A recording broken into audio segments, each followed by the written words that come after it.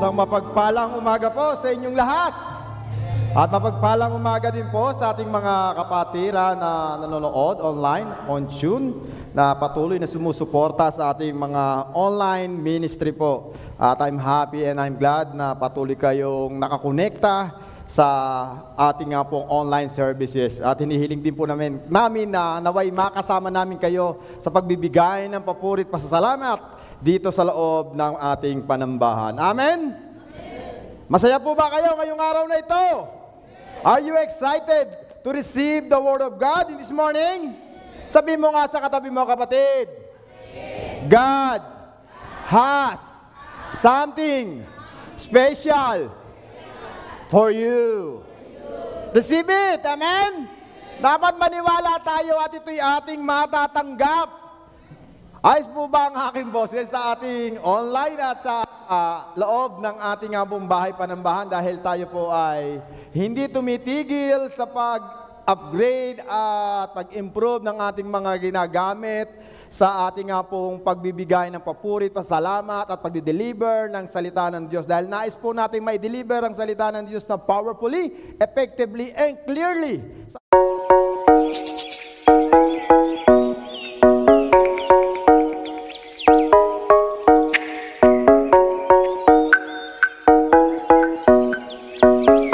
Natin itong ma-improve. Ito yung mga boses sa promodizer sa SM, pagda tayo nadaan, nananawag ng mga mamimili, mga customers. So, kailangan pa po natin, please pray for us and sa ating pong finances dito sa ating church para magamit natin yung mas maganda at mas malinaw. Amen? Yung parang tayong nanonood sa sinihan. Gusto niyo po ba yun? Yung malinaw na malinaw, klaro, at yung sound ay maganda. Yung pagdi-deliver ng Word of God ay talagang nadadama natin ang bawat detalye at every single word ay damang-dama mo ang pangungusap ng Diyos. Amen? Dahil sa panahon po natin ngayon, marami na talagang bumabagabag sa ating damdamin, marami nang humahadlang upang hindi natin makanaig, makausap at mabigyan ng malaking atensyon ang ating Panginoon Diyos. Do you believe in that? Dahil a modern day, dahil sa ating mga technology na ginagamit everyday, sino ang mga walang cellphone in this morning? Kita nyo na, wala. Halos 100% may cellphone sa loob ng church. At sometimes itong ating mga gadget at cellphone na ginagamit ay hindi naman po masama na mayroon tayo sapagkat yan ay pinagkaloob ng Diyos. Subalit malimit, inaagaw niyan ang malaking oras sa ating buhay. Sino ang hindi humawak o sino ang kayang hindi humawak ng cellphone sa loob ng isang oras? Maliban na lamang kung ito at talagang compulsory sa loob ng school at sa loob ng trabaho. Pero kung meron kang free time, sino makakatagal na hindi hahawak ng cellphone sa loob ng isang oras? Meron po bang kayang gumawa? Meron po ba? Wala. Paggising pa lang ng mata sa umaga, hanap agad natin ay cellphone. Kaya talagang inaagaw yung ating atensyon, yung focus natin ay naroon sa mga gadget nating tinatangkilik. Hindi naman po masama at hindi naman po iyan ipagkakaloob ng ating Panginoon Diyos kung hindi mo kailangan. Ang problema lang po malimit, minsan ay nasosok tayo hindi sa presensya ng Diyos kundi sa mga gadget at cellphone na ating ginagamit. Dahil sa dami ng application na pwede nating i-download. Pwedeng mag-Netflix, YouTube, at mayroong Instagram, Facebook, Twitter account, at sometimes mayroong pang iba't ibang mga application na pwede nating pakinabangan at ma-enjoy yung application sa loob ng ating cellphone. Pero sometimes, yung pinakamahalaga na dapat bilang isang Kristiyano na meron tayo sa ating cellphone ay yung mga electronic Bible gadget na dapat natin siyang i-download sa ating pong cellphone ay nakakaligtaan natin. Kahit magkabuklatan po tayo at magkatinginan ngayon ng cellphone, sigurado ako 20% lang o 10% lang ang merong Bible application sa kanyang cellphone. Taas nga ng kamay na mayroong Bible application sa kanyang cellphone. Taas nga po ang kamay. See? Nakita nyo na po, wala pa atang 7%. Kanina 100% may cellphone. Pero yung Bible application na dapat meron tayo sa ating cellphone, kukunti na. Dahil ganoon ang ginagawa ng ating pong modern technology nowadays. Kaya nga yung ating pong previously na mensahe ng ating pong ina sa pananampalataya ay si Tita Richie lang ang nakaalala. Be strong in the Lord. Amen. Na maging malakas tayo, matibay, malalim sa ating pananalig at pananampalataya sa ating Panginoon Diyos. Kung paano natin minamahal ang ating mga gadget and cellphone, ganun din po dapat na mas doble pa ang ating pagsosok in sa presensya ng ating Diyos, sa pagmamahal at pag-ibig natin sa ating Panginoon Diyos. Amen? Dahil nga po, sa panahon ngayon, nowadays, napakalungkot sabihin at ibalita sa inyo, kung inyo pong mapapansin, maraming kabataan ngayon ang naliligaw ng landas. Pabata ng pabata ang mga namamatay. Huwag na po kayong lumayo. Diyan lang po sa ating paligid. Pabata ng pabata. Ilang taon? 20 years old, 18 years old, 14 years old. Bakit po? May mga kadahilanan, may mga reason, pero mostly, dahil sa panahon ngayon, madaling maagaw ang atensyon ng mga kabataan dahil sa kanilang mga napapanood online, napapanood at nakikita sa YouTube, mga influencer, mga creator o content creator, nag-upload at nagda-download ng kanilang mga ginagawang sa pagbablog. Kaya sometimes ito yung nagiging idolatry ng mga kabataan ngayon na kailangan hip-hop ka, kailangan in ka, dapat maporma ka, dapat may salamin ka. Kaya kung titignan niyo mga kabataan ngayon, sa amin pong napapansin, halos magkakamukha na ang kabataan. Dahil ang suot na damit, aesthetic, mga naka-eyeglasses na malalaki, dahil daw may pangontra cellphone, ng radiation. Kaya kung titingnan mo, mapapalingat ka, halos magkakamukha na. Tingnan nyo nga yung katabi nyo, magkakamukha po ba? Siyempre, magkakamukha yan. Dahil tayo'y anak ng Diyos. Amen? Pero hindi tayo magkakamukha outside this church. Nakatulad ng karamihang kabataan na nating nakikita. At kung isa ang ating mga anak sa mga ganito, ay mga nanay, mga tatay, you have a right and authority na disiplinahin yung ating mga anak. Amen? Na kailangan silang turuan sa pamamagitan ng salita ng Diyos. Dahil maraming aagaw, maraming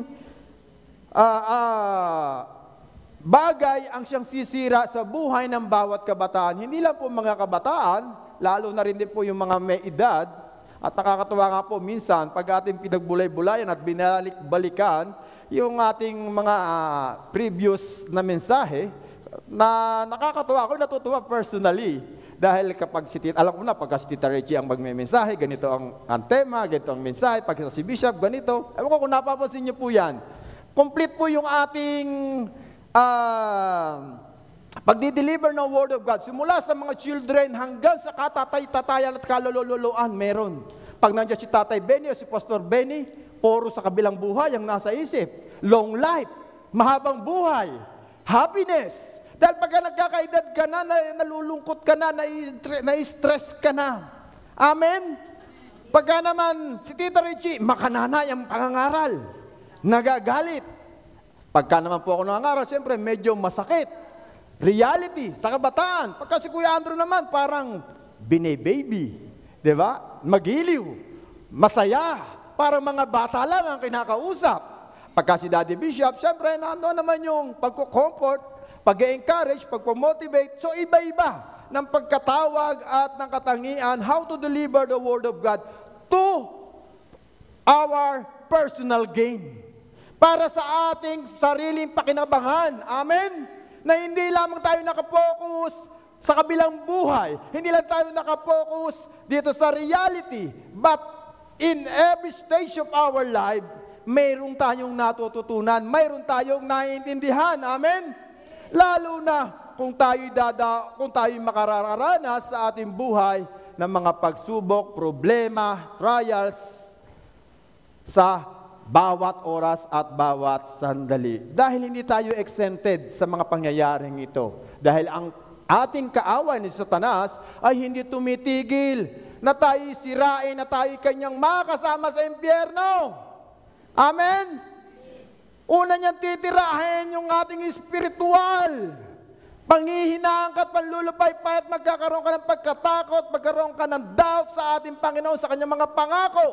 At kapag hindi kanya kinaya, dahil malakas ang iyong espiritual, araw-araw ka nagbabasa ng salita ng Diyos, araw-araw ka nakikinig ng salita ng Diyos, araw-araw ka sumusunod sa salita ng Diyos, hindi ka kayang gapiin ni Satanas. Amen? And then, pag hindi niya kinaya, gagawa ulit siya ng panibagong tactic. Ang gagamitin naman niya yon, yung iyong emotion. Yung iyong emotional, your feeling. Na may madidinig kang mga masakit na salita na makakasakit ng damdamin mo. Mga salita na hindi mo nais matanggap. Mga salita na maaring makapagpahina sa iyo, makapagpalumbay sa iyo. O kaya ang mga taong minamahal mo, mawawala sa iyo, mga tinatangkilik mo, tatanggalin yan. Unti-unti ni Satanas sa iyo. Pero dahil may malakas kang pananampalataya, hindi ka pa rin kayang gapiin ni Satanas. Amen? And lastly, sabi ni Satanas, meron pa akong isa. Meron pa akong isang alam na paraan para gumibab ka sa iyong pananalig at pananampalataya. Subukan ko namang magkasakit ka. Titirahin ka naman ni Satanas physically, lalo na sa panahon natin nowadays. Kaya nga po sabi ko kanina, maraming kabataan ngayon paaga ng paaga ang mga nawawala at bumabalik sa panahon ng Panginoon Diyos. Dahil napapabayaan natin ang ating sarili. Say amen sa mga honest. Sino ang laging puyat? Sino ang mga hindi kumakain ng tama at masustansya? Sino ang laging overtime ng overtime? Pagdating sa bahay, dinadala pa rin ang trabaho. Walang tigil sa tatrabaho. Wala nang pahinga 24/7. Hindi na nagpapahinga. Kaya kapag ang katawan ang bumigay, sa ospital ka magpapahinga. Unti-unting pahihinain ang iyong immune system hanggang makapenetrate ang iba't ibang uri ng karamdaman. Lalo na kung hindi tama ang ating kinakain every day. Sabi nga ng kasabihan, what you feed is what you are now. Kung ano ang kinakain mo ngayon, siyang bunga kung ano ka ngayon. Dahil lalo nga po ngayon, kung mapunta po kayo sa palengke, ano po ang ating makikitang mga bilihin? Mga karne, frozen. Dahil ano? Mura. Mura. Mga fresh. Hindi wala tayong madalang na tayong makabili ng mga fresh meat. Tsaka mga chicken, mga gulay. Pagka bumili ka ng gulay at isda, minsan may formalin. At pagka nakabili ka naman ng ganitong uri ng pagkain ng ating mga seasonings naman na ginagamit. Dati pag nagluluto ka ng tanghalian, alas 10 pa lang, nagpiprepare ka na. Alas 9 pa lang, naggagayat ka na. Bakit? Dahil magigisa ka. Kung pagkakay nagsinigang, magigisa ka. Maggagayat ka ng sibuyas. Pahihanda mo pa ang kusinilya, magpaparikit ka pa ng apoy. And nowadays, isang click lang. Hindi ka na magigisa. Kung gusto mo ng sinigang, may sinigang mix. Kung gusto mong magisa, merong magic sarap. Pinadadala, nagiging convenient sa ating lahat ang pagkain. Pero ang sukli sa ating katawan, malimit, tayo ay nang hihinat ng lulupaypay. At tayo ay unti-unting nagkakasakit. Sa araw na ito, ay nais ko po kayong dalhin sa isang kwento sa isang istorya, sa isang lalaking may sakit at karamdaman na tulad mo, marahil ngayon, at tulad ko. Sa Matthew chapter 8, verses 1 to 4. At kayo pong lahat ay tumayo. Samahan niyo po ako sa pagbabasa ng salita ng Diyos.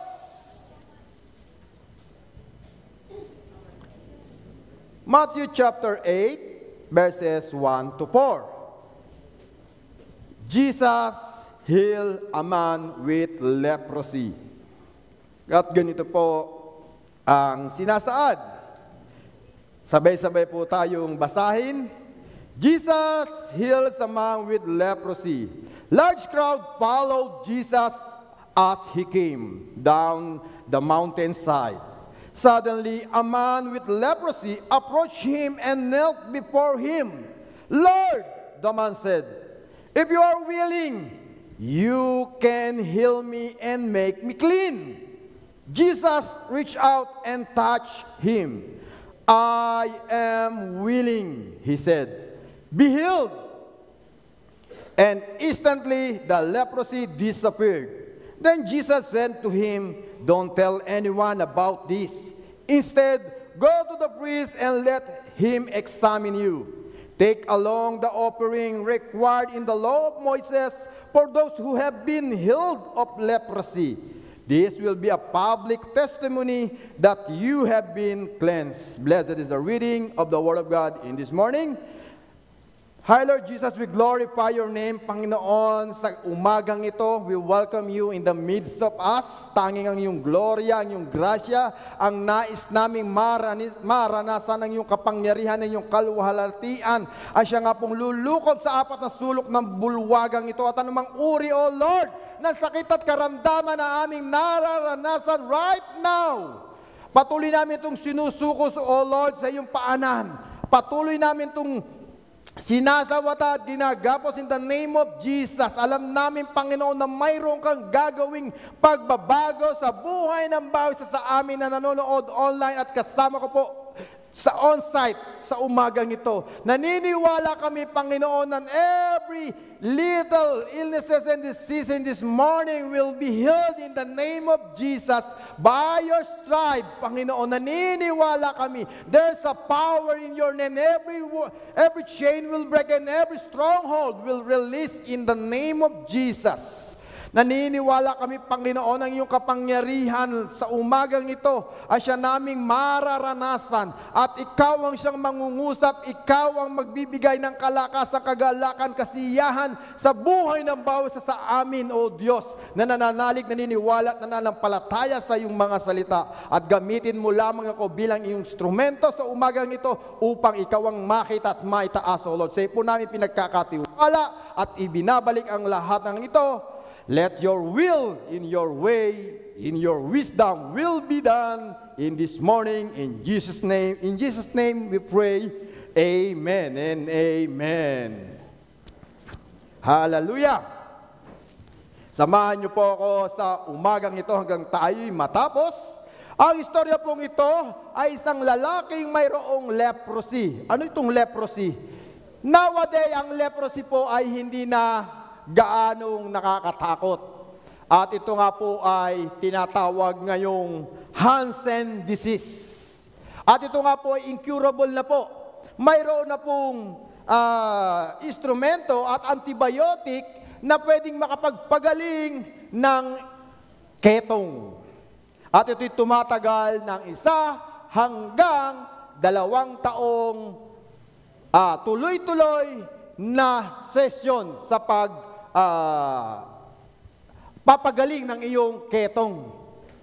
Pero sa panahon ng Panginoong Diyos, ang leprosy ay isang malalang sakit na lumalaganap sa kanilang bansa at walang gamot na nadidiskubre noong unang panahon. Kaya kapag ikaw ay may leprosy, ang tingin sa iyo ng tao, ikaw ay buhay na patay. Bakit po? Dahil doon makakaranas ka ng pag-a-isolate sa iyo ng mga tao.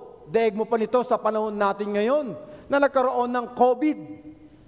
way back 2020 to 2021, na kapag mayroon kang gantong uri ng sakit at karamdaman, i-isolate ka sa karamihan. Hindi ka pwedeng makipagsalamuha sa iyong pamilya, sa iyong kaibigan, o magtrabaho ka, o makita ka sa mga public places.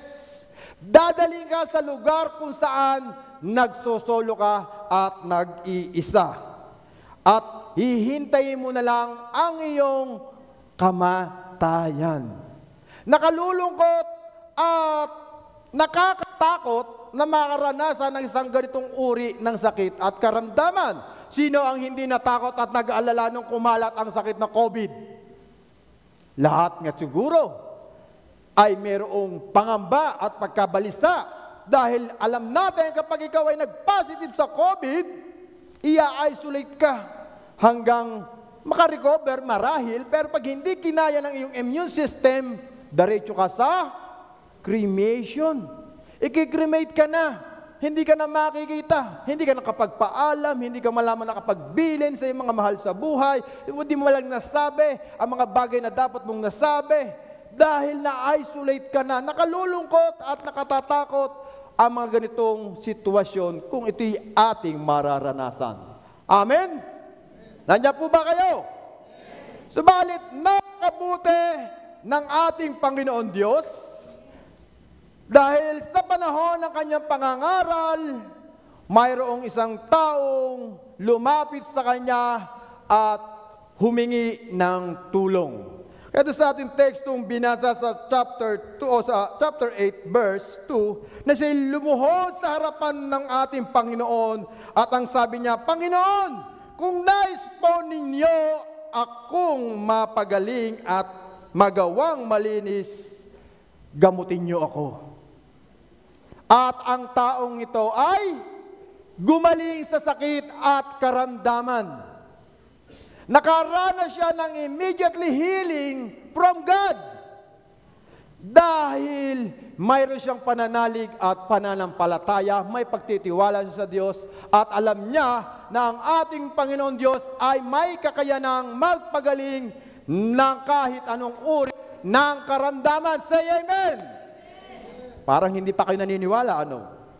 Sa umagang ito, bubusugin ko po kayo ng iba't ibang uri ng Word of God na ating babasahin at pagpapatunay ng ating Panginoon Diyos ay kayang makapagpagaling ng iba't ibang uri ng sakit at karamdaman. At dahil dito sa ating tekstong binasa, mayroon tatlong bagay po tayong makikita how this man received his healing. Step how to receive his healing na pwede po natin gawing panuntunan, pwede natin gayahin at pwede natin gawin upang ating matanggap ang tunay na kagalingan buhat sa Diyos.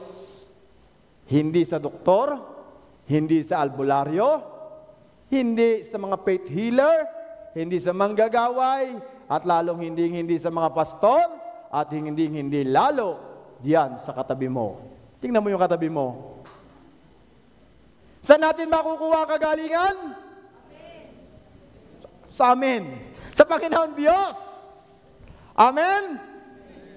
Sa Panginoon Diyos lang tayo magtitiwala at lumapit, nakatitiyak tayo na matatanggap natin ang tunay na kagalingan. Marahil yung iba, mayroon ng sakit at karamdaman. Lalo na sa nagkakaedad. 40 years old, pataas. Meron na po yung mga maintenance. Taas nga po yung mga kapatiran po natin, mga katatayan ng mga meron ng maintenance. Ayan. Sa mga kabataang meron na rin iniinom ng mga gamot, wala pa naman. Gusto lang makamove on. Wala pa pong nakaka-invento na iyon. Maliban na lang siguro kung ma-invento ng ating mga scientists. Nowadays talagang pabata po ng pabata ang mayroong mga sakit at karamdaman. At ang inyong pong lingkod ay hindi rin exempted. Lately lang po, last week, kami po yung nag-bonding dito, Bishop dito, dahil ang ating man of God, Father of our spiritual Father ay mayroong sakit at karamdaman. At ako din po ay mayroon. Kaya sabi ko, Lord, ito po ba talaga ay para sa amin? O inalaw mo para kami may matutunan? O inalaw mo to upang makita mo o makita namin ang inyong kapangyarihan sa bawat lingkod ng Diyos na iyong ginagamit? Kaya kami humihingi po ng panalangin sa inyo. Amen? Dahil ang ating church, paganda ng paganda, palawak ng palawak, palago ng palago, dahil sa mga man of God na ginagamit niya. Kaya si Satanas, kung hindi niya kayang pabaksakin ng congregation, una niyang papabaksakin ng mga leader. Pero salamat sa Panginoon, dahil meron kaming mga kamanggagawa at kapatiran na nanalangin para sa pangangailangan namin spiritual, physical, and emotional. Amen? Pinapanalangin niyo po ba kami? Wow, parang dito lang yung nananalangin ha. Dito po, mga kabataan, nananalangin po ba kayo? Shy type lang. Amen? Kaya ito nga po ang mga bagay nating makikita how this man received his personal healing from the Lord. First, acceptance and admission. Acceptance and admission. Ito ang una niyang ginawa. Sabi niya, Lord, Panginoon, nais niyo pong ako inyong paglingin at magawang malinis. Siya'y lumapit sa Panginoon dahil alam niyang meron siyang sakit at karamdaman. At inamin niya na kailangan niya ng manggagamot. Tanggap niya na sa sarili niya na marahil na siya ay handa na sa kamatayan, subalit the first time na ma-encounter niya ang Panginoon sa kanyang buhay, nagkaroon siya ng panibagong pag-asa, nagkaroon siya ng pagnanais na makalapit sa Panginoon at ng kanya pong makausap ang Diyos. Sabi niya, Lord, Jesus, Panginoon, pagalingin mo ako at gawing malinis. Inaccept na ng taong ito at inamin niya sa Panginoon na siya ay marumi, na siya ay mayroong karamdaman. Dahil napakahirap sa isang doktor kung kayo po'y magpapa-check up, na bigyan kayo ng gamot na panlunas kung hindi niya alam kung ano ang iyong nararamdaman. Amen? Kung ano ang nasakit sa iyo, kung ano ang nararanasan mo. Mas madali sa isang espesyalista na magbigay ng prescription na nadadapat sa iyong sakit at karamdaman kung ito yung sasabihin. Pero sometimes gumagawa pa rin sila ng sarili nilang examination. Amen? Gagawa sila ng kanilang test. Kaya nga meron po tayong mga may edad, nagpapa-laboratory test at blood test upang matukoy kung saan nagmumula ang problema. And nowadays, sometimes sa buhay natin, hindi tayo aminado na mayroong dapat i-repair at ayusin sa ating physical. Naniniwala po ba kayo doon? Sino po ang may sakit at karamdaman? Taas po ang kamay. Taas nga po ang kamay. Huwag po kayo mahiya. Hindi po ito ke-claim na yung iyong karamdaman ay panghabang buhay na. Ito'y pagre-recognize na meron kang sakit at karamdaman na dapat mong ipaalam at hingin ng kagalingan sa ating Panginoon Diyos. Mostly and most of the time sa atin, dinidinay natin na tayo meron sakit at karamdaman.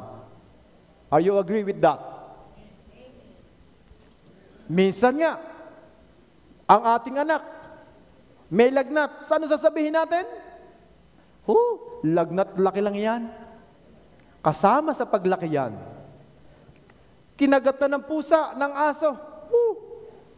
Wala yan, malayo sa bituka yan.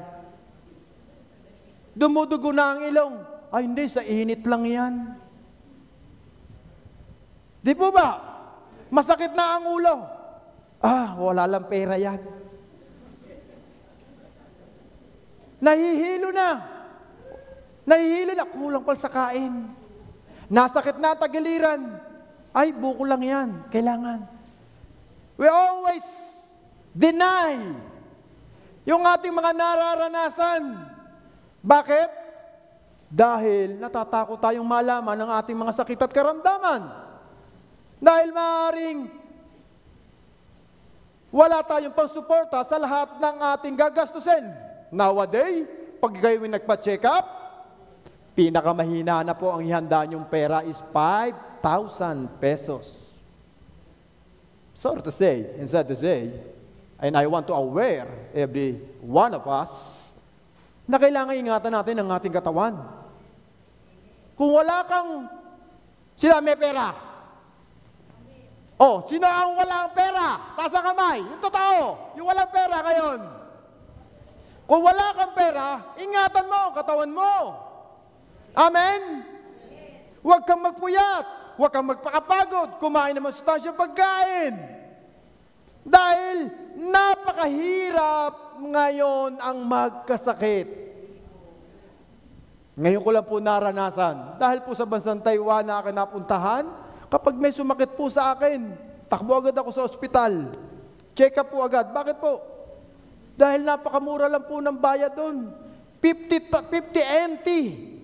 Magpalinis ka ng ngipin, magpapasta, 50 NT. Kung i-convert sa pesos, 75 pesos. Kapag nagpa-check up ka, may sakit sa'yo. Last time nga po ako ay mayroong bukol dito sa noo. Ako po'y nagpa-check up at ang sabi po sa akin ay isa tong tumor at dapat nang operahan. Alam niyo kung magkano po ang binayaran sa akin? Pagka-check up ko lang po doon, ay immediately pina-opera. Hindi pa po ako nakapagpaalam at alam niyo kung magkano ang binayaran ko?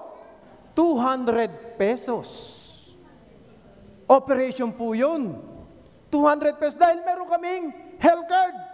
At dahil nga po, natutuwa ko doon dahil meron kaming mga binabayarang insurance.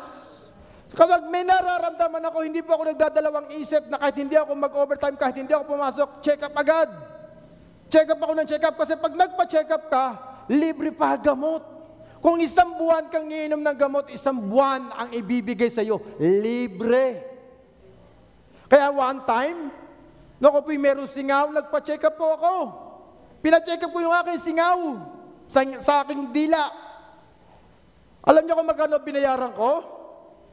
1,500. Sabi ko, bakit gano'n ang taas? Singaw lang 1,500. Sana yung aking singaw, pinaoperahan ko na lang. Para 200 pesos. Yung pala po ay holiday, hindi ko alam. Mahal pala.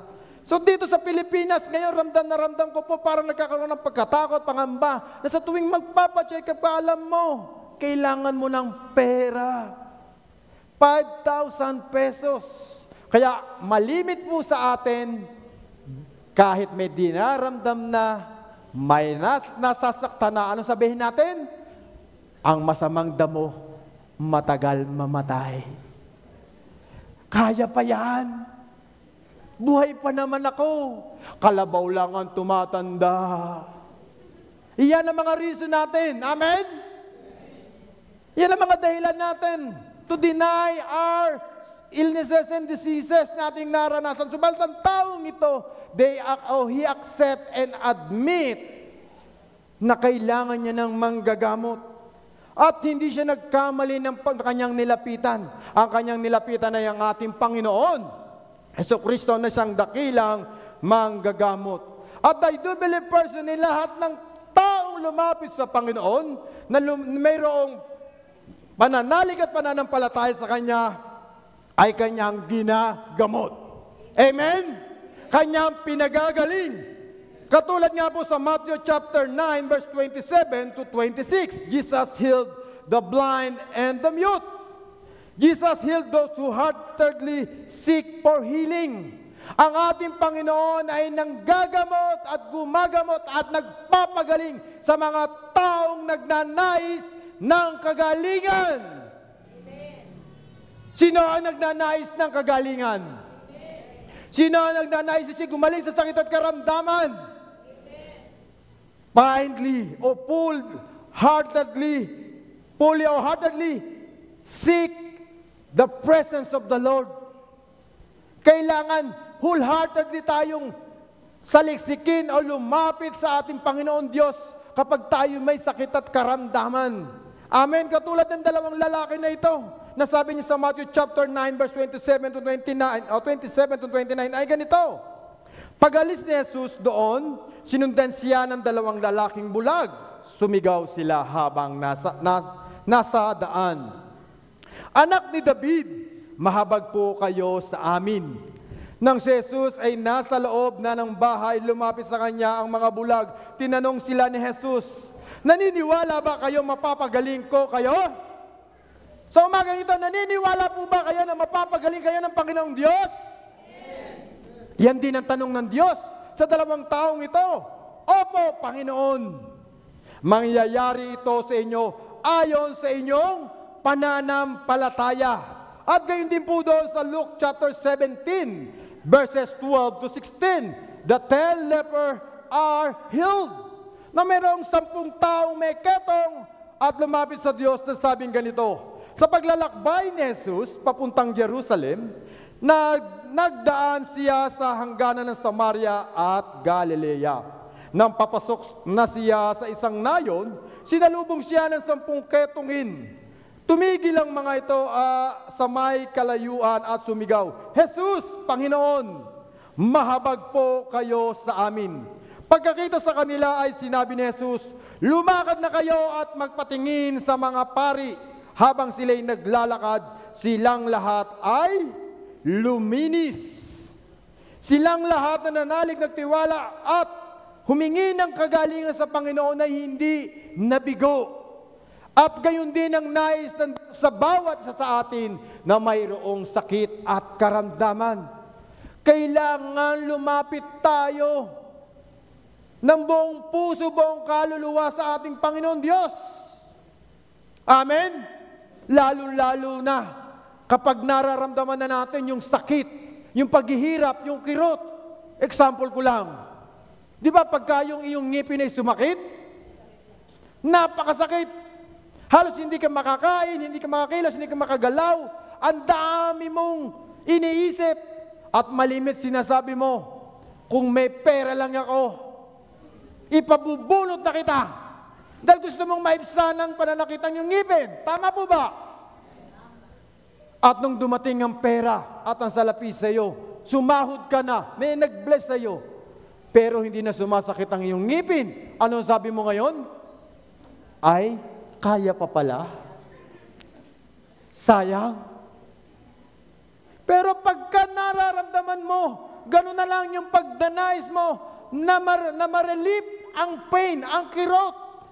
Amen?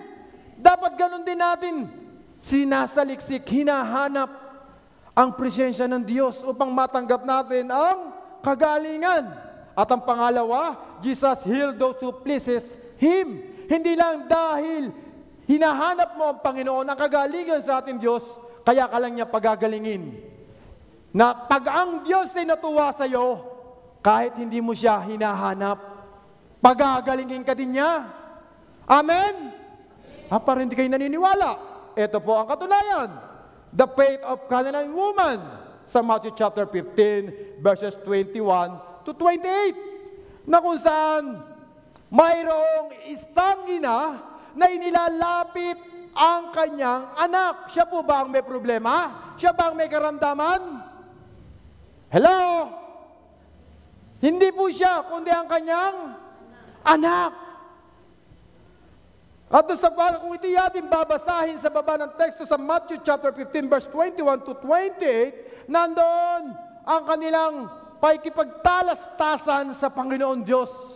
At dahil natuwa ang Panginoon Diyos sa babaeng ito dahil sa kanyang pangungulit, kahit hindi siya ang may sakit, sino mga magulang ang malimit ay ganito. Kapag ang kanilang mga anak ay may sakit at karamdaman, feeling mo, ikaw na rin ang merong sakit. Amen? At minsan sabi mo, Lord, sana ako na lang, wag na siya. Amen? Kasi naramdam mo yung paghihirap habang nakikita mo yung kirot, sakit ng nadarama ng iyong anak. Dahil nga po sa paglapit niya sa Panginoon Diyos, natuwa sa kanya ang Panginoon at ito'y kanyang pinagaling. Gayon din sa Matthew chapter 8 verse 5 to 10, the faith of the centurion, na mayroong isang lalaking leaders ng isang hukbo ng army na ang kanyang alipin ay mayroong sakit at karamdaman. Ito inilapit niya sa ating Panginoon Diyos. Namangha natuwa ang Diyos dahil sa kanyang pananalig at pananampalataya, natuwa ang Diyos sa kanya at ito'y kanya ring pinagaling. Hello, nandiyan po ba kayo? Lahat ng lumalapit nagtitiwala sa ating Diyos, kanyang pinagagaling. Gayon din sa Mark chapter 2 verses 1 to 5. The crippled man walked. Na mayroong 4 na magkakaibigan na binuhat ang isang paralitiko na dinala sa paanan ng ating Diyos. Just imagine ang taong ito na isang paralitiko na buhat ng 4 na kalalakihan na idinala sa presensya ng Diyos. At nang natuwa ang Panginoon Diyos sa kanilang 4, gumaling ang taong ito. Kaya kapatid, kahit hindi ikaw ang may sakit at karamdaman, kapag mayroon kang taong inilapit at natuwa sa iyo ang Diyos, pagagalingin niyo ng ating Panginoon Diyos. Amen? Kaya wag po tayong manghinawang magpadala ng ating mga prayer para sa pangangailangan ng ating mga mahal sa buhay, kaibigan, sa ating mga ginagawang online healing ministry. Amen? Dahil pag nalugod na tatuwa ang Diyos sa atin, possible, pagagalingin din sila at makakala din sa ating Panginoon Diyos. At ito po yung pinakamaganda rin sa huli na pinagalang ng ating Panginoon Diyos. Jesus raised dead girl and healed the sick woman in Matthew chapter 9, verse 18 to 34. Ito, package deal na ang anak ni Jairo na halos mamatay na sa sakit at karamdaman, ilalapit niya, pinapupunta niya ang ating Panginoon sa kanyang tahanan upang ipanalangin at pagalingin ang kanyang anak. And along the way, na-encounter naman ng Panginoon ang babaeng dinudugo for 12 years. For 12 years. Hindi kilala ng taong ito ang ating Panginoon, ang babaeng ito, ang Panginoon. Pero ang sabi niya sa kanyang sarili, mahawakan ko lang ang dulo ng laylayan ng kanyang damit. Ako ay gagaling.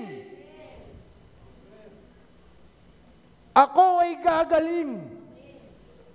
Marami sa atin ang nagnanais na gumaling, makatanggap ng kagalingan, makaranas at maibsan ang sakit at karamdaman nating nararanasan.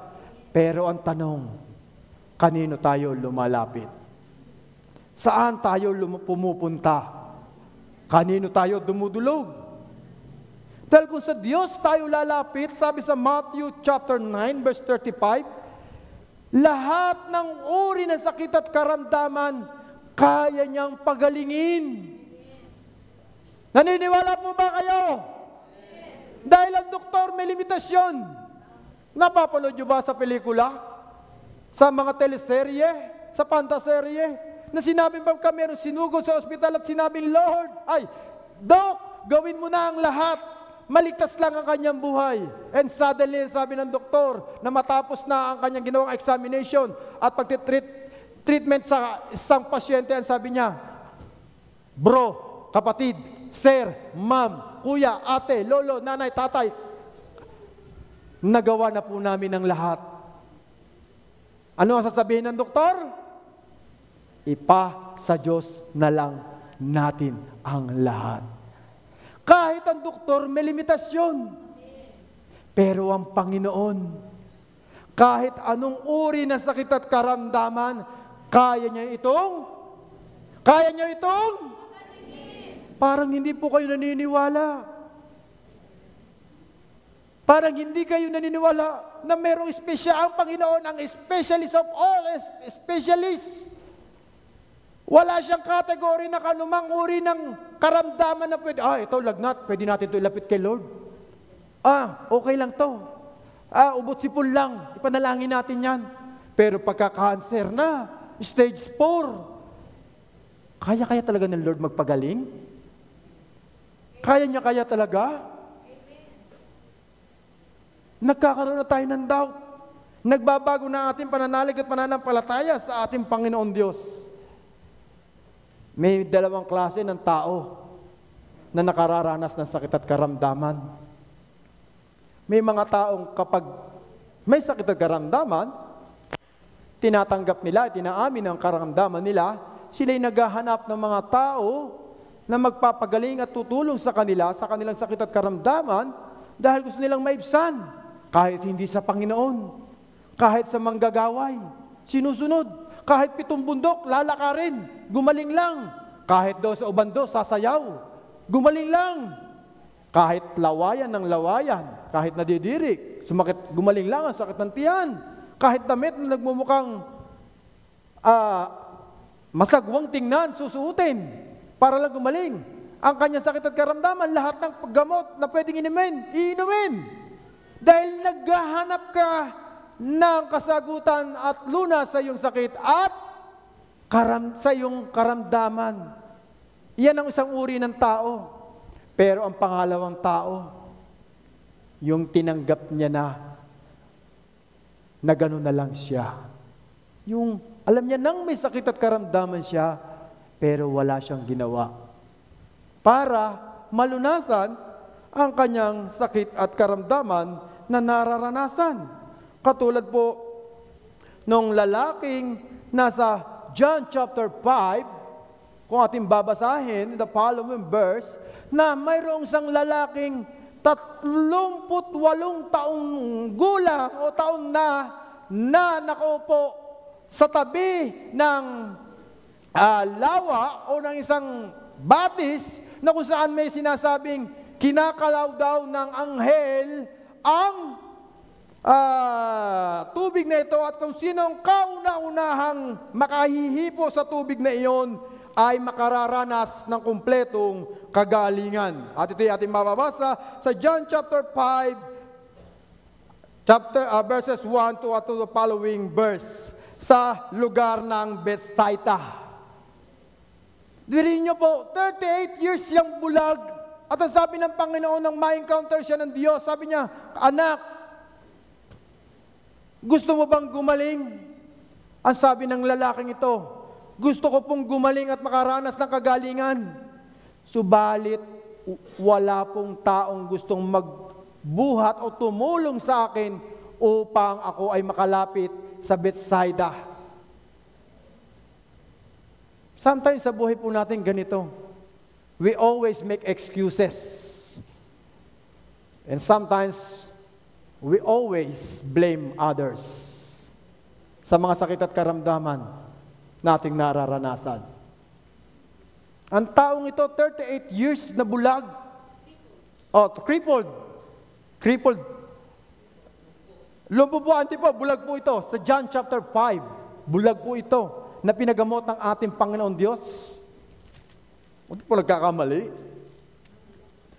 Na siya may sakit at karamdaman, na gusto niyang gumaling, subalit wala daw nagbubuhat sa kanya. Tama nga po, crippled. Ang lalaking ito, isang lumpo, wala daw nagbubuhat. Ang taong ito, minsan ganyan po tayo. Humahanap tayo ng padrino, humahanap tayo ng mga bagay na sisisihin sa sakit at karamdaman. Ay, high blood ako. Bakit? Nasa dugo namin to. Nasa lahi namin ito, mga may TB, mga sakit sa puso, mga tinatawag natin itong anong sakit na to, ang tawag natin dito, inheritance daw. Hereditary, sabi sa science. Pero sabi sa medical legal terminology is genetic. Kaya po ito nagsasalin-salin lahi dahil meron tayong maling way of living. Yung ating lifestyle of living, mali. Kaya po yung ating mga henerasyon, ito ang nakasanayan, kaya yung ating sakit at karamdaman, sasalin lahi na. Hindi nagbabago, walang breakthrough. Hindi nakakaranas ng tunay na kagalingan kasi may mali tayong ginagawa na hindi natin binabago. Katulad ng taong ito, gusto makatanggap ng kagalingan, Pero wala daw gustong magbuhat sa kanya. Wala daw gustong tumulong sa kanya. Tinanggap niya na lang ang kanyang sitwasyon. Nahihintay na lang niya ang kamatayan. At alam niyo pa ang isang masakit sa aking nabasa sa isang lingkod ng Diyos na mayroong sakit at karamdaman, ay ganito pa ang sasabihin sa iyo na si Haring Hezekiah sa 2 King chapter 20, kung di po ako nagkakamali, 2 King chapter 20, verse 1 to 3, nasabi nga po,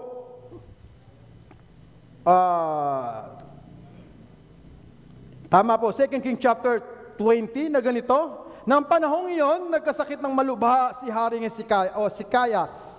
Dinalaw siya ni propeta Isaias, na anak ni Amos, at sinabi sa kanya, pinasasabi ni Yahweh na ayusin mo na ang iyong kaharian sapagkat malapit ka nang mamatay. Hindi ka nagagaling sa iyong karamdaman. Kung kaya ganitong tao ang lalapit sa iyo sa visitation, tatanggapin mo kaya? May bibisita sa iyo. May sakit at karamdaman ka na, sasabihin sa iyo, ganito pa, nag-e-expect ka na may taong tutulong, lalapit, uunawa ka, kalinga, magpaparamdam sa iyo na mahalaga ka, mag-appreciate ang lahat ng bagay na ginawa mo as a leader. Tapos may lalapit sa iyo isang taong ganito, sasabihin, ihanda mo na libingan mo. Nahanda mo na ba yung 1 by 2 o 2 by 1 na lupa na yung paglalagakan? Naipamana mo na ba ang iyong mga ari-arian? Na-divide mo na ba? Bakit to? Kasi mamamatay ka na. Tatanggapin mo kaya ito? Na minsan ka lang maalala ng miyembro sa sakit at karamdaman mo, sasabihin pa siya, dapat lang yan kay pastor. Dapat lang yung kay bishop. Dapat lang yung kay Pastor Jeff. Dapat lang sa mga leaders. Dapat lang yun sa kanya. Nakapakasakit. Na minsan ka lang maalala at maintindihan at maunawaan sa iyong sakit at karamdaman, ganito pa yung iyong maririnig. Pero masalamat sa Panginoon dahil ito ay pinagutos ng ating Diyos kay Isaiah para malaman ni Hezekias. Kung ikaw kaya ang pinag-uutusan ito ng Panginoon, sasabihin mo kaya? I don't think so. Sabi ko, Lord, wait, bakit ako pa? Di po ba nakakahiya at nakakaawa? Pero pag pinasabi ng Lord, minsan ka lang maalala, maunawaan at maintindihan sa iyong kalagayan. Tapos sasabihin pa sa iyo, mamamatay ka na. Nakalulungkot one time na gusto ko pong ma-share sa inyo. Last Wednesday night, ako po ay ilang linggo nang sumasakit ang aking tiyan. Na hindi ko alam kung nasobrahan po ako sa kain. Kukunti lang naman po ang kinain ko, 1 kilong ubas lang, isang upuan. 1 kilong ubas lang po yun. Natuwa ko sa ubas. Dahil matamis, masarap, seedless. Sobrang tuwa ko po ito kinain ko within half hour or 1 hour. Pag uwi ko po sa bahay ng hating gabi, sumakit na po ang aking tiyan. Isip po ako na isip kung ano yung mga kinain, at kung bakit sumakit ang aking tiyan, dahil talagang napaka-sensitive po ng aking tiyan. At nung kami matutulog, hindi ko po ito sinasabi sa aking may bahay. Nung ako po'y matutulog at pumunta na po sa CR para kunin yung aking arinola, dahil nga po malimit ako'y bumabangon na madaling araw pagka nilalamig, dahil full aircon kami, ako po'y ginawin. Doon ako po'y umiihi na madaling araw. And then pagkakuha ko po ng arinola, ako po'y nadula sa CR. Sabi ko, Lord, inabling ko pa ay, pwede mo palang kunin ang buhay ko. Ako po'y nadula sa loob ng CR at nauna ang aking dibdib. Damandam ako po'y lagabog ng aking dibdib. Sabi ko, Lord, hindi ako mamamatay sa sakit. Mamamatay pala ako sa aksidente. Napakasakit na naramdaman ko yung takot, pangamba, lungkot. Na Lord, bata pa ako. Ako pa schedule sa Sunday, Lord. i-deliver ko pa yung word mo. Kung papasok ko po nagmamalaki yung aming CR. Kung papasok po kayo, maluwag po yun. Halos kasi laki na po na isang kwarto talaga. As in, isang laki po ng kwarto, meron po kaming bathtub, maluwag. Kaya inisip ko, kung ako po'y nadulas doon at nagkamali ng baksak, pwede ang ulo ko tumama sa bathtub, pwede sa bowl, pwede sa gripo, pwede sa laboratory. Pero it's amazing, for God's glory, yung pong kaprasong natitirang espasyo, doon po ako bumaksak. Doon po lumagabog yung aking dibdib. At wala naman po akong masyadong nasaktan sa aking dibdib. Pero nandoon yung pagkatakot, pagkabalisa na Lord, oras ko na po ba talaga? Pero napakabuti ng Lord. Eto ako sa inyong harapan, nakaabot pa ako ng Sunday. Pinakikiramdaman ko, baka po may nabali sa aking tadyang. Sabi ko, Lord, kinuha mo na yung asawa ko sa tadyang ko wala na siguro mababali. Yung aking dibdib, wala naman pa akong naramdaman. At one time pa po nung Huwebes ng umaga, tinatanong ako ng miss ko kung masakit ang aking dibdib. Hindi po ako nasagot. Pero talagang namimilipit po ako sa sakit ng tiyan. At habang naghahanda po ang aking misis, sinag-aayos, ako po'y sumigaw na lang. Sabi ko, lumayas ka! Lumayas ka na. Napatingin ngayon ng misis ko. Akala niya siya yung sinasabi ko na lumayas na. Natigilan siya. Kasi siya naghahanda na siya pagpasok sa trabaho. Sabi ko, yung sakit ng tiyan ko, lumayas ka na. Hindi kita gusto, hindi kita kailangan. Sabi kong ganun. Kaya napangiti yung aking misis. At nung hihatid ko na po siya, salamat po sa Diyos, simula nung Huwebes hanggang ngayon, hindi na po sumakit yung tiyan ko. Bloated pa rin po, pero hindi na po siya sumasakit. Dahil po yun sa ating pananalig at pananampalataya sa ating Panginoon Diyos. Amen? Kaya sabi ko sa susunod, hindi na po ako kakain ng 1 kilong ubas. Baka 2 kilo na. Nasiguradong pag natuluyan, siguro hindi na magising, napakasarap nun. Kung talagang panahon na, Lord. 2 kilo na kung 2 kilo, 5 kilo kung 5 kilo. Amen? Kaya dapat ingatan po natin din yung ating pangangatawan. Kung tayo may sakit at karamdaman, ilapit po natin sa Panginoon Diyos. Aminin po natin na mayroong dapat ayusin at dapat gawin sa ating pangangatawan.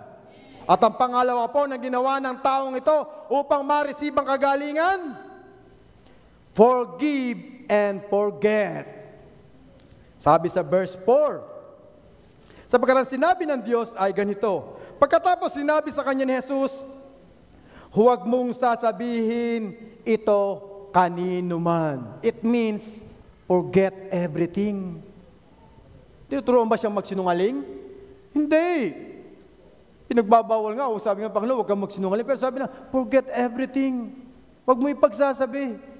Pero ang tao, malimit pag sinabi mo, huwag mong ipagsasabi. Alam mo kapatid, sis, may sasabihin ako sa'yo, pero atin-atin lang to ha. Mag-iingat ka po sa mga salitang ganun, pagka atin-atin lang. Basta't ang salita, lumabas sa iyong bibig. Asahan mo. Ano po mangyayari? Kakalat. May pakpak ang balita. Alam yan ang mga chismosa. Sabi mo, hindi ikaw yun, kapatid. Hindi ikaw yon. Ang pangalawa, forget and forgive. Kalimutan mo ang nakaraan, ang mga bagay na nangyari sa iyong buhay. Kalimutan mo ang mga bagay na ginawa mo, baguhin mo ang mga sitwasyon na iyong nararanasan kung bakit ka nagkasakit, bakit nangyari ang mga ganitong bagay sa ating buhay. Dapat natututo tayo from the past, sapagkat ang sabi ng Isaiah chapter 43, verse 18 to 19, ay ganito po ang nasusulat. Isaiah chapter 43, verse 18 to 19. Samahan niyo po akong buksan ay inyong Biblia sa Isaiah chapter 43, verses 18 to 19. Hindi ko pa pala naisulat. 43, 18 to 19. At ang sabi ng Panginoong Diyos ay ganito. Ito ang sabi niya, ilibing mo na sa limot at huwag mo nang alalahanin pa ang mga nangyayari noong unang panahon. Masdan mo, ako ay gagawa ng isang bagong bagay, ito'y gaganap na. Hindi mo pa ba makita? Gagawa ako ng isang daan sa gitna ng disyerto at magkakaroon ng ilog sa lugaring ito. Ang sabi ng Diyos, ilibing mo na sa limot ang nakaraan. Past is past. Amen? Past is a lesson to be learned. Yan po ang salita ng Diyos. Past is a lesson to be learned and apply what you learn on the past.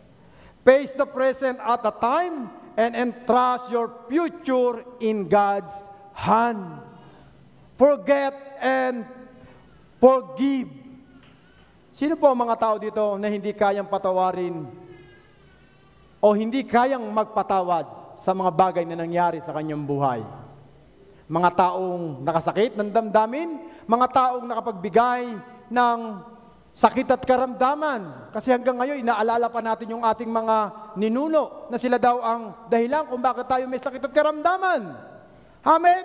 Na hindi natin sila malimut-limutan. Sila ang ating sinisisi, sila ang ating nakikitang dahilan kung bakit tayo ngayon nagkakasakit.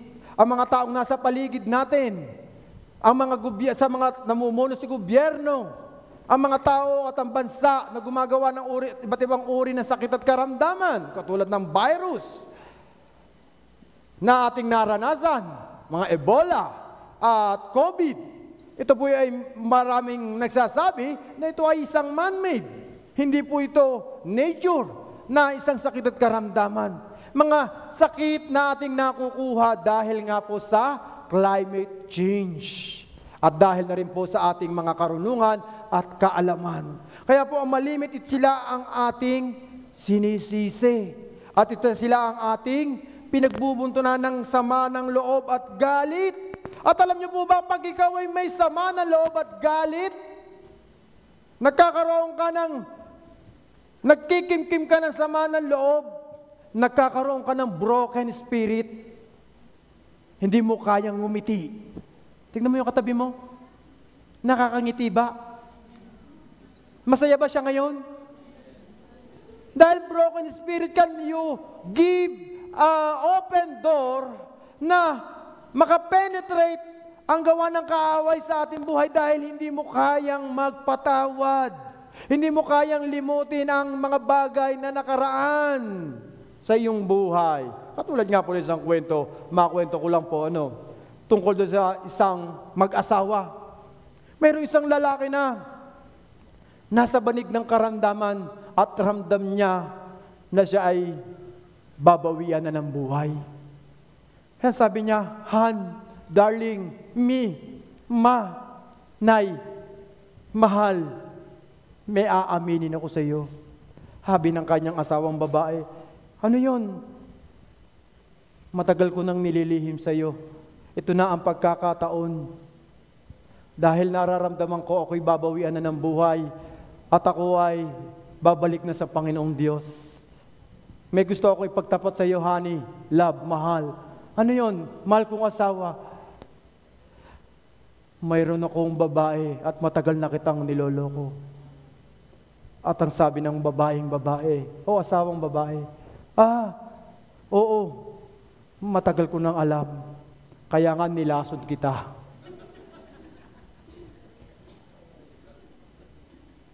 Nakatatawa, di po ba? May inamin siya, pero yung babae pala may inamin din. Siya pala ang dahilan kung bakit siya nasa banig at karamdaman at ngayon mamamatay na. Kaya yun daw, mag-ingat tayo sa ating mga asawang babae. Hindi lahat talaga ng pinapakain ng babae. Dapat kailangan din tayo magtanong. Katulad ni Eva, tsaka ni Adan. Nung siya binigyan ng mansanas, hindi man lang siya nagtanong kung saan galing yung mansanas. Hindi po ba? Kinain na lang niya. Kaya nung natuklasan ng Panginoon na sila kumain ng mansanas, anong sabi ni Adan? Yung babaeng ibinigay niyo, siya nagpakain ng mansanas. Kaya mga lalaki, huwag na kayo magrereklamo kung kayo pinapakain ng inyong asawa, ang babae. Kailangan magtanong din tayo, aba, 100 lang yung binigay ko sa iyo, alit yun ang ulam natin. Saan galing to? Di ba? Huwag tayo puro complain. I-appreciate yung pagluluto kahit walang lasa. Ayaw mo yun, iwas ka sa sakit ng bato. Kung lagi ang ulam mo'y disabog. Di ba? Maalala ko lang din yung pusa namin noon. Napakabait ng pusa namin yun. Yung aming ulam, maghapon magdamag, nasa ibabaw ng lamesa, hindi kinakain ng pusa. Napakabait ng pusang yun. Alam niyo po ba kung ano yung ulam namin? Asin. Kaya hindi niya kinakain. Na-joke lang, matawa lang kayo. Dahil nga po, minsan sa buhay natin, kapag napuno tayo ng bitterness, hatred, lalo na doon sa mga basher, doon sa mga taong mahilig mag-post at mag-comment sa ating mga Facebook account, mga bashers and haters, mga nakikisaw-saw sa usapan ng buhay ng mga may buhay, gulo ng may mga gulo, away ng mga may away, sa mga kapatid, hindi ikaw yon. Pangalan mo lang Marites, pero hindi ikaw yon. Meron po pala tayo kapatiran dito Marites. Sorry po sa word sa pangalan, hindi ko po kayo yung binabanggit ko. Nakasanayan lang po natin yung pangalang Marites at Marichu. Kailan ko lang po nalaman, meron po tayong kapatiran dito Marites. Marites lang yung pangalan mo, pero ang inyong chinichismis yung salita ng Diyos. Amen? Dahil minsan, kapag tayo'y napuno ng sama ng loob, hinanakit sa ating buhay, malimit, hindi tayo nakagagawa ng tama. Tinuturuan tayo ng Diyos na magpatawad upang makamit natin yung kagalingan. Kaya dito tayo malimit, baksak. Lapit tayo ng lapit sa Panginoon. Hiling tayo ng hiling sa ating Diyos. Pero ang tanong, pinatawad mo na ba ang iyong asawa? Pinatawad mo na ba ang iyong anak? Ang iyong boss? Ang iyong kapitbahay? Ang taong nilapitan mo at hindi napaghindian ka? Ang taong kinausap mo? Ang taong nagbigay sa iyo ng sama ng loob? Pinatawad mo na ba siya? Paano natin makakamit ang kagalingan kung hanggang ngayon mayroon ka pang unforgiving spirit? Paano natin makakamit? Kaya kapatid, kung hindi mo pa nakakamit ang kagalingan, siyasatin natin ang ating puso't isipan. Baka meron ka pang nalilihim na kasalanan at marami ka pang taong hindi pinatatawad. Kailan ka huling nagpatawad? Kanina? Kagabi? Kahapon? O ngayon pa lang? O mamaya pa lang? Napakahalaga na ang bawat sa atin maging masaya at maligaya. Sapagkat ang sabi ng Proverbs chapter 15, verse 13 at Proverbs 17:22, ang masayahin puso daw ay nagbibigay ng, parang hindi po na alam natin memories natin ito bilang anak ng Diyos.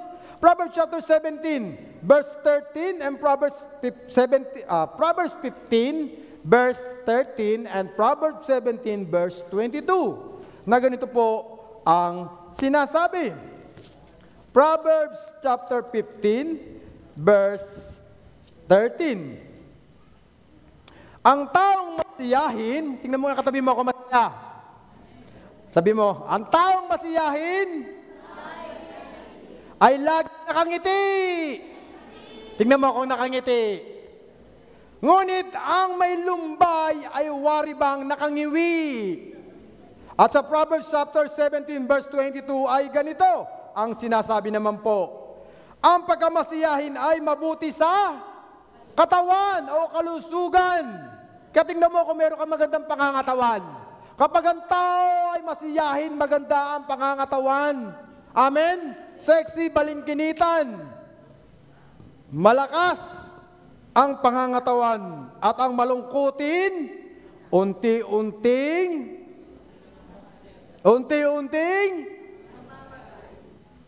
ayan, namatay na po yata yung mga kasama ko. Unti-unti daw namamatay ang taong malulungkutin. Bakit ka malungkot? Kasi nakita mo siya.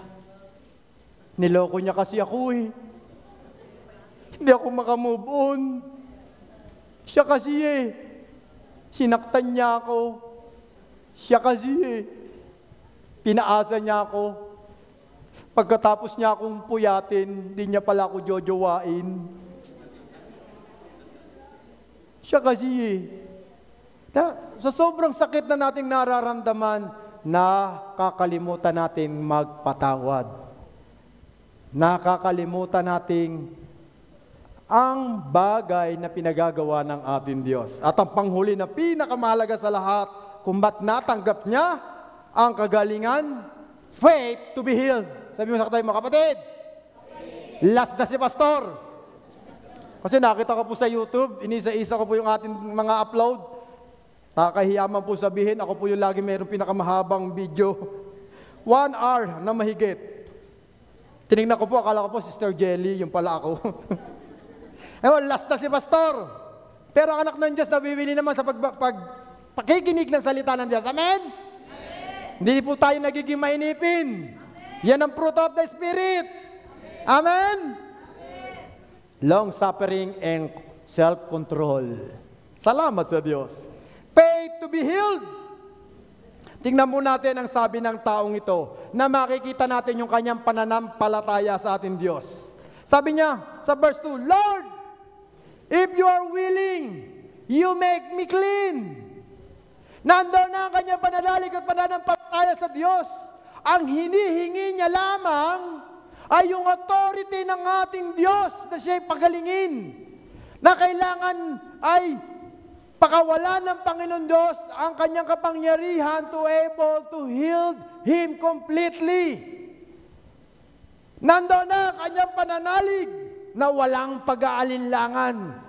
Na alam niya na ang Panginoong Jesus ay nagpagaling at bumuhay ng mga patay nung siya'y nangangaral sa iba't ibang lugar. At na first na time na ma-encounter niya ang Diyos sa kanyang buhay, siya'y hindi nagdalawang isip na lumapit at sinabi niya, Lord, if you willing, you make me clean. You make me healed. Lord, pagalingin mo ko. At dahil nga po sa pananalig at pananampalataya ng taong ito, sa ang ginawa ng Panginoon, Jesus reached out His hand and touched the man. And God said, I am willing. I am willing. I am willing. Kalooban pala ng Panginoon, ikay pagalingin sa iyong sakit at karamdaman. Gusto ng Diyos na ikay gumaling sa lahat ng uri ng iyong nararamdaman. Even your broken spirit, broken hearted, even your broken physical. Lahat, in all areas of your lives, kayang gamutin. Sabi ng Diyos, I am willing. Gusto ng Diyos, gustong-gusto ng Diyos. Pero meron ba tayong pananalig at pananampalataya? Katulad ng taong ito, Lord, if you are willing, you make me clean. Sometimes, nakalulungkot sabihin at intindihin, tumataas lang yung ating pananalig at pananampalataya kapag wala na tayong option, kundi lumapit sa Panginoon Diyos. Lalo na kung nasa bingit na tayo ng kamatayan, doon lang tayo nananalig at nananampalataya sa ating Panginoon Diyos. Pero ang requirements lang ng ating Diyos, sabi niya sa Mark chapter 11 verse 20 to 26, sabi niya lang, kung ikaw ay mayroon lamang butil o kasing laki ng butil ng mustasa, kapag sinabi mo sa bundok na ito na lumipat, siya'y lilipat doon. Kung ikaw lang daw ay meron kasing liit ng butil na mustasa ng pananampalataya. Pero hindi ito katulad nung ating huling pinag-aralan about doon sa little faith ng mga disipulo. Sa Matthew chapter 14, na sinaway at pinagalitan niya, pinagsabihan ang mga disipulo na sabi niya, bakit ang liliit na inyong pananalig nung sila nakasagupa ng bagyo at unos sa kalagitnaan ng dagat? Anong pagkakaiba po nito? Dahil yung mga disipulo na maka-encounter ng bagyo at unos sa kalagitnaan ng dagat, ang kanilang maliit na pananalig ay natigatig, nayanig, na-shake, nawala, nagka-doubt. Pero ang sinasabi ng Panginoon Diyos na butil na mustasa is authentic. Siguradong buhay. Siguradong matatag na once na itinanim mo ang butil na mustasa sa lupa, siguradong ito ay tutubo at aani at pwedeng yumabong at magka-bunga. Ang problema po sa atin, meron tayong maliit na pananalig at pananampalataya, nasishake pa, nawawala pa, nawiwindang-windang pa. Hindi porket sinabi ng Panginoon Diyos na kapag tinanggap natin ang Panginoon Diyos bilang tagapagligtas ng ating buhay, na pag tayo ay dumampot ng ahas ay hindi tayo dahil meron na tayong power and authority na buhat sa ating Diyos dahil sa ating pananalig at pananampalataya. Pero ang tanong, how are we soaked in the presence of the Lord? Ang sinasabi ng Diyos dito, dahil kapag dumampot ka ng ahas ay hindi ka dahil siguraduhin mo sa kung ikay dadampot ng ahas at gusto mo subukan ang iyong pananalig at pananampalataya, siguraduhin mo you have an intimacy relationship with God and you're soaked in His presence. Siguraduhin mo, kapatid, hindi porket meron kang salita ng Diyos na hinahawakan, susubukan mo na kung talagang kaya mo na humawak ng ahas at makapagpagaling ng may sakit at karamdaman. Although ito ang requirements ng Panginoon, pero kapatid, yung maliit mong pananalig at pananampalataya, minsan humihina pa, nawawala pa, nayayanig pa, at sometimes, nasasaktan ka pa, lumalayo ka pa, at kinalimutan mo pa ang Diyos. Lord, bakit ako pang nagkasakit at nagkaroon ng karamdaman? Naglingkod ako sa iyo. Nagtapat ako sa iyo, nagbigay ako ng tithes. Tumutugtog ako, humahayo ako, nangaral ako, nananalangin ako para sa pangangailangan na iba. Lahat na ginawa ko para sa iyo. Pero bakit ako pa? Minsan ganyan ang tanong natin sa ating Diyos. Bakit ako? Bakit ako ang nagkasakit? Bakit? Minsan nga isipin natin, sinusubok na naman ako ni Satanas. Si Satanas na naman, ang may dahilan kaya tayo nagkasakit. Bakit? Kasama mo ba si Satanas nang bumili ka ng baboy sa palengke? Sinabi ba siya sa iyo, bumili ka ng baboy? Bumili ka ng tosino? Bumain ka ng sausage? Ng frozen good? Sinabi ba ni Satanas na bumili ka ng sigarilyo, ng alak? Kaya ka nagkasakit? Sinabi ba ni Satanas na pumunta ka sa club para mambabae? Kung sinabi ni Satanas, dapat aware ka rin na sinasabi kanya sa yun. Dahil meron kang salita ng Diyos. Amen? Alam mo, si Satanas pala yun. Bakit mo pakikinggan? Pero mostly, sino ang may kasalanan? Sino po? Ba't kasama po ako doon? Huwag niyo po ako isama. Sino po? Ay, ako! Sabi mo nga, ako yun. Kaya tayo nagkakaroon ng sakit at karamdaman, sometimes, o mostly, kasalanan natin. Kaya nga po sa ating unang tekstong binasa, accept and admission.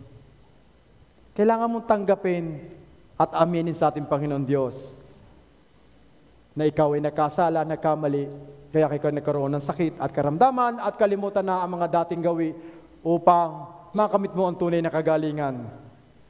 Because Jesus is willing to heal you. How Jesus respond to him? He received anyone in need who comes in faith. He is willing to meet their needs. He is powerful to meet their needs completely. Yan ang respond ng Diyos sa bawat taong lumalapit na mayroong pananalig sa Kanyang kapangyarihan, sa Kanyang mga salita. And before I end this message, please stand up and sabay-sabay po nating i-confess ang isang o mga lingwaheng ito na aking hinanda. Make this confession. Sabay-sabay po tayo. Tumayo po tayo. Make this confession. Sabay po tayo with power, with feeling, with emotion, with all heart. Amen? With all our mind. Sabay-sabay po natin basahan. Begin. Jesus, move with compassion for me. He is willing to enter into the problem I face. When I come to Him, He always hears my call. In Jesus Christ, I found compassion and healing in the name of Jesus. And to God be the glory. Umasa po tayo sa umagang ito na anuman ang ating dala-dalahin, anuman ang ating problema, pagsubok, sakit at karamdaman, umasa tayo sa ating Diyos na buhay, na ang pagkilos niya, na pagsama niya, ang siyang kakatagpo sa lahat ng uri ng ating pangangailangan sa iyong buhay, in all areas of our lives. Let feel the presence of the Lord in this morning, and God bless you all.